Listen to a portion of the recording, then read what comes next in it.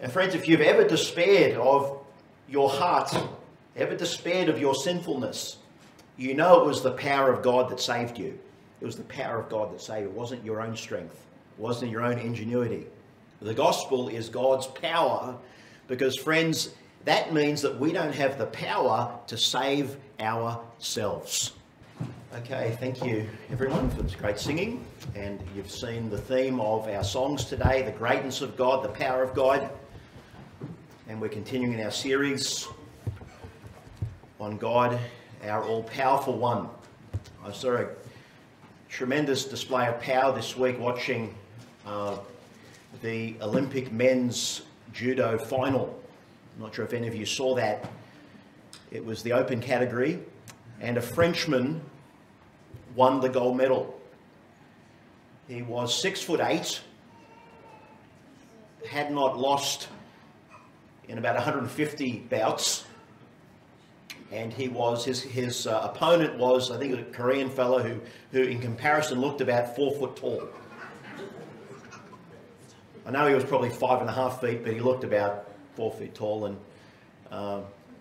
it took this Frenchman less than a minute to sweep his opponent off his feet, and it wasn't romantic. It wasn't romantic. It was almost effortless. We are impressed with raw power. And God is all-powerful. When we talk about God being all-powerful, we are not just talking about raw strength. We're talking about authority. We're also talking about not using the power that God has available to him at every moment. For instance, it's of the Lord's mercies that we are not consumed. Now, so far in this series, I'm sort of putting together an ongoing definition of our great God, as feeble as it is. God of one essence, coexisting in three persons, who is eternal, self-existent. He is infinite. He has no limits. He is immutable. He never changes. He is perfect. He is holy. Now from that definition alone, you could start concluding other things about God. From what we've learned about God alone, in those few words, you could start concluding, drawing other conclusions, additional conclusions about who God is. For instance, that God is infinite. He has no limits. And that he is eternal and that he is self-existent. He relies upon no one for his existence but himself.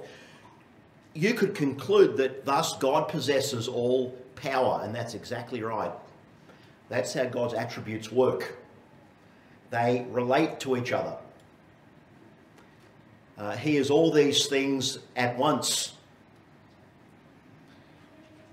Someone said that God can do more in a moment than man in a millennium. Well, let me put a familiar phrase another way. If God is against us, who can be for us? If God is against a person in their rebellion and sin, unless that relationship changes, then they are without hope.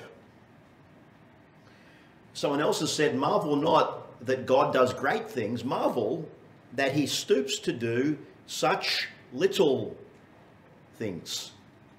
God shows his power even in the little things of life. What about God's power in relation to his other attributes? Now, for this, if you turn over to Psalm 62 for a moment, because we see a couple of them side by side. Psalm 62.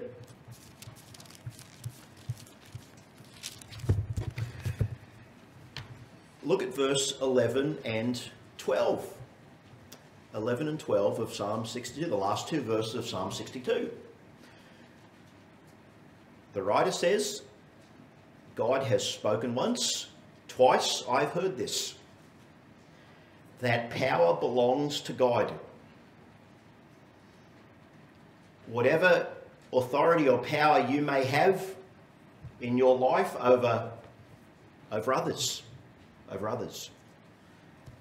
It's a derived, borrowed power that God expects you to use wisely and graciously and lovingly. So power belongs to God. But look at verse 12. Also to you, O Lord, belongs mercy. That's good news, isn't it? That's good news. We get worried when we hear about different countries building up nuclear capacities. Why? Because they're not known to be particularly righteous or good, merciful, responsible. We get worried about different countries, rogue states, getting more and more powerful. Why? Because they're evil, they're wrong. And they could abuse the power that they acquire. Well, power belongs to God, but to the Lord also belongs mercy. But then David says, for you render to each one according to his work. You're going to give back to people what they gave to you. God has the power to do that. God has the power to grant eternal life to those who come to him in faith. He has power to consign to a Christless eternity those who do not want him. God has the power to do that. Because God's all-powerful, none of his threats are empty. He doesn't say things that he can't deliver on. God is trustworthy. As Thomas Brooks said, God hath in himself all power to defend you, all wisdom to direct you, all mercy to pardon you, all grace to enrich you, all righteousness to clothe you, all goodness to supply you, and all happiness to crown you. He can do all those things. Now, when we talk about that God is powerful, all-powerful, we mean that God can do all things and anything consistent with his nature. Because nature always governs our actions. It's the nature of a dog. It's the nature of a dog to bark. It's the nature of a cat to make whatever noise cats make, whatever they are. Oh, thank you. I got some help there. Talk to you after. It's the nature of the thing that determines the behavior. Well, because God in his nature is holy and righteous, that power is going to be directed in that direction. We know that God cannot sin, he cannot lie, does not break his word, friends. That's not a weakness of God. Oh, can God break his promise today? Well, if he could, we have a very defective God. A very defective God. And this universe comes to a screeching halt if God can break his word and not send us the seasons and his daily mercies. And so the fact that God cannot break his word and God cannot make 1 + 1 = 4 or 5, that's not divine weakness. That's divine consistency, and it's a consistency that we rely upon in engineering and in medicine and in education, every part of our life. Now, God is so powerful, God's so powerful that he can just will things into existence. He can will things into existence. He created the worlds through the power of his word. Now, forgive another Olympic illustration, but I just can't resist. I followed another, this was an Aussie, he was a boxer. And I think he came third at the last Olympics. And he got knocked out last week and, obviously wasn't going to get a medal this year. And he talked about, I think he sort of apologised for doing so badly. And he talked about how he had visualised getting gold. And you could appreciate, if you're one of those athletes training, year after year, You've got to have hope. You've got to have hope. You are literally going for gold. And so he visualized it as all the other athletes, everyone's visualizing coming first, which is a problem. There's a problem. Because you're going to have a lot of disappointed people. You can have all the willpower, but get injured. Get injured. You can have all the willpower and disqualify yourself inadvertently. I mean, it's kind of heartbreaking when you think about those that medal and get all the glory.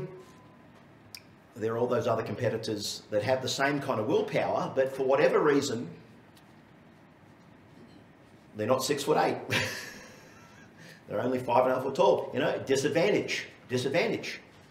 So you can have all the willpower, but that may not change it might help in the outcome sometimes.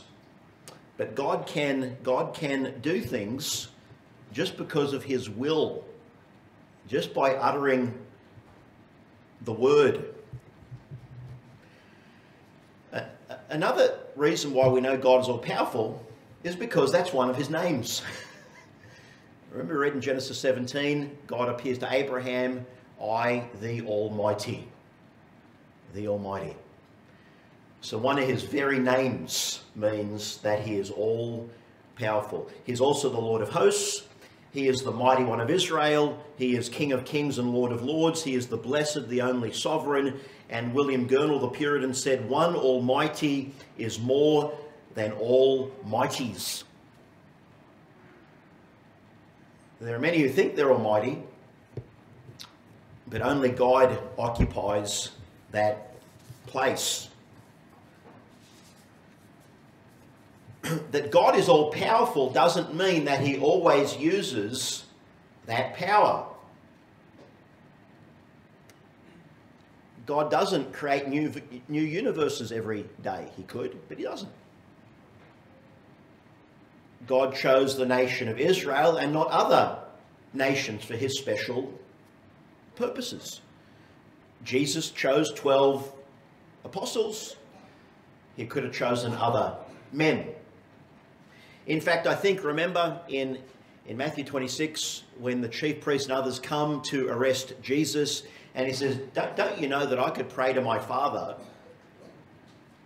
and he would send 12 legions of angels? The Roman legion had 6,000 soldiers. So don't you know that my Father could send 70,000 angels? What, there's only 70,000 angels in heaven? No, they're without number, virtually, without number. But Jesus could have. God could have, but he doesn't. And that's a demonstration of God's power. But you know, the greatest demonstration of God's power may not even be in creating the world from nothing. May not even be that. But it was in another act that God did thousands of years later. And I want you to turn over to Romans chapter 1. Romans chapter 1, to see the wonderful power of God that you and I can enjoy. Romans chapter 1. In a sense, these are familiar verses, but maybe something we overlook, because Paul says in verse 16 of Romans 1, "For I am not ashamed of the gospel of Christ, for it is the power of God to salvation for everyone who believes, for the Jew first and also for the Greek." Paul said, I'm not ashamed of the gospel. I wonder, are you ashamed of the gospel? Have you ever gone quiet at a conversation when you could have said a word for the Lord? It didn't have to be a big speech, but just something to bring the attention back to God and to his Son. Have you ever been ashamed of the gospel of Christ? Paul said he wasn't. Why? Because it is the power of God. Power is nothing to be ashamed of. Nothing to be ashamed of. And this gospel is God's power, his great enabling to bring us salvation. And friends, if you've ever despaired of your heart, ever despaired of your sinfulness, you know it was the power of God that saved you. It was the power of God that saved you. It wasn't your own strength. It wasn't your own ingenuity. The gospel is God's power because, friends, that means that we don't have the power to save ourselves. That Jesus came into the world proves that we are not strong enough. None of us are strong enough. I mean, we could pull all of our good works today and not one of us could be saved. Not one of us could be saved. No, we need a power beyond us, a power greater than us. And to think that Jesus Christ, God's Son, took in his own body on those hours on the cross, the sins of the whole world, that involved divine power. That was as great, if not greater, than speaking a universe into existence. At creation, God spoke a universe into existence, and at Calvary, at the cross, he sends his Son to redeem a world of sinners. That's divine power. In fact, if you go to Paul's next letter in 1 Corinthians chapter 1, look at verse 18.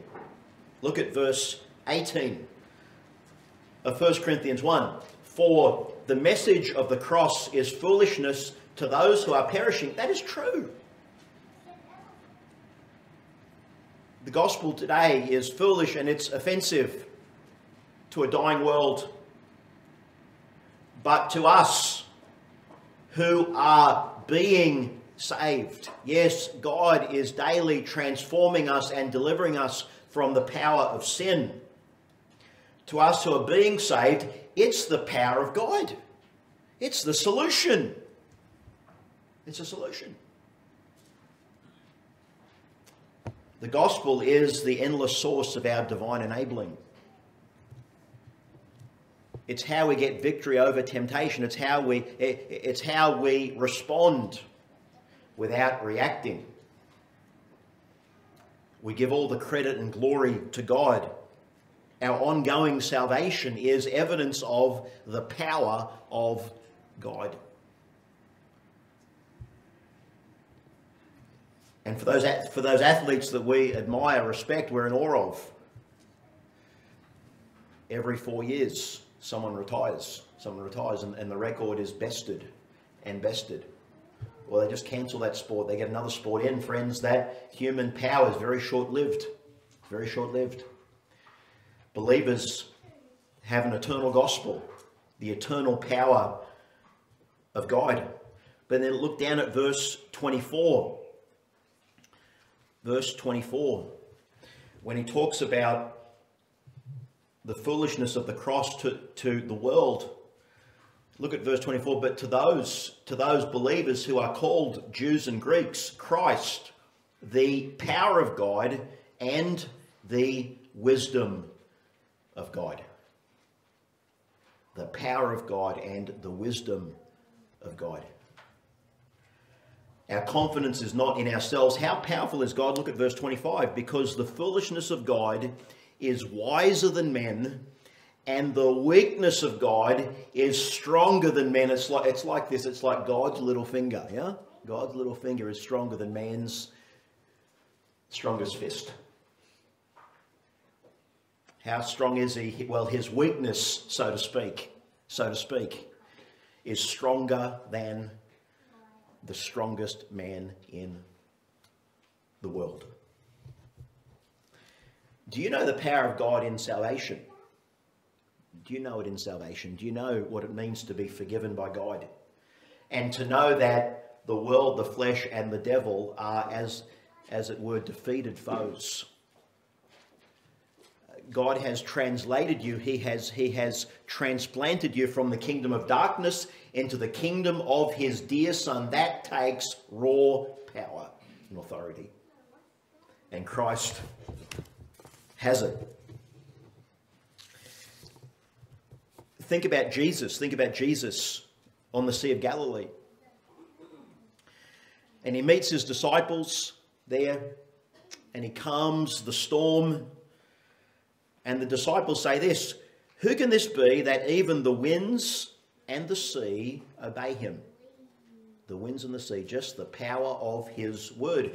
In fact, in Psalm 77:19, the writer says, "Your way was in the sea, your path in the great waters, and your footsteps were not known." Christ fulfills the Old Testament promises of the power of God over the water. Christ showed his power. He has all the power of the Father. But above all, the greatest demonstration of his power was his resurrection. That Jesus rose again from the dead. Of his own power. John 10 says, "Therefore my Father loves me, because I lay down my life that I may take it again. No one takes it from me, but I lay it down of myself. I have power to lay it down, and I have power to take it again." This is the greatest demonstration of God's power. Because it wasn't just a body coming out of the grave being given new life. This was Jesus' final victory. The validation of his work at the cross. If you would turn to Genesis 18, please. Genesis chapter 18. Now, you'll remember that the Bible reading today was from Genesis 17, where God appears to Abraham, yeah? God appears to Abraham. "I'm the Lord Almighty. You're going to be a great nation. Going to be a great nation." And to give a little bit of context, last week we saw God's holiness revealed in calling a man to the ministry in Isaiah 6. Holy, holy, holy.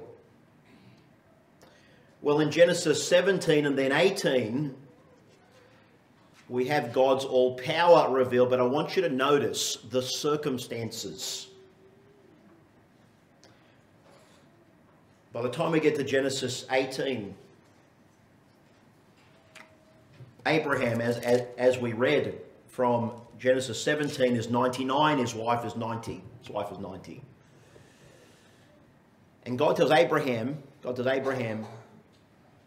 you are going to be a great nation. But in Genesis 18, the next chapter, he's going to tell Sarah. He's going to tell the woman who's going to make it possible. Look at Genesis 18. Look at verse 10. Abraham has these visitors. Seem to be angels. And look at what he says in verse 10. "I'll certainly return to you according to the time of life, and behold, Sarah, your wife, shall have a son." Now, Sarah was doing what a good wife should be doing. She was listening in the tent door. It's a responsibility. Because, Abraham, he's not going to tell everything after the meeting, is he? He's going to forget. He's going off to bed. Now, look at verse 11. "Now, Abraham and Sarah were old, well advanced in age, and Sarah had passed the age of childbearing. Therefore, Sarah laughed within herself." There's no audible laugh. It's just she found it really funny. She found it really funny. Saying, "After I've grown old, shall I have pleasure, my Lord being old also?"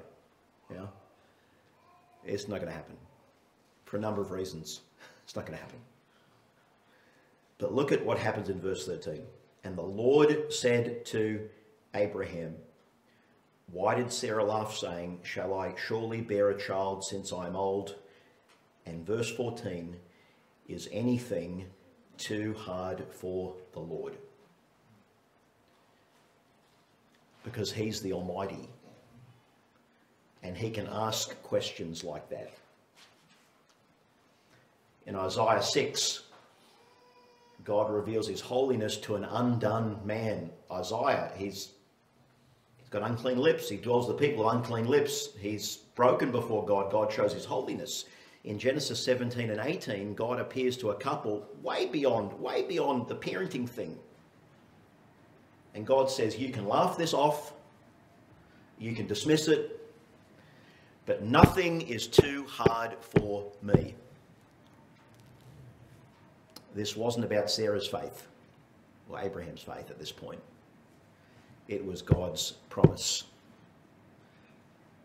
And God revealed his power to a weak, old couple. And God's in the same habit of revealing himself to us, weak people, inadequate people, failing people. You know? He's in the habit of showing himself strong in the face of human weakness. In 2 Chronicles 16:9 it says, the eyes of the Lord run to and fro throughout the whole earth to show himself strong on behalf of those whose heart is loyal to him. God is looking not for strength but for loyalty to him. And God shows himself strong. God help us to show loyalty to Christ. Loyalty to God. Fidelity to him, faithfulness to him, so that he will show himself strong to us.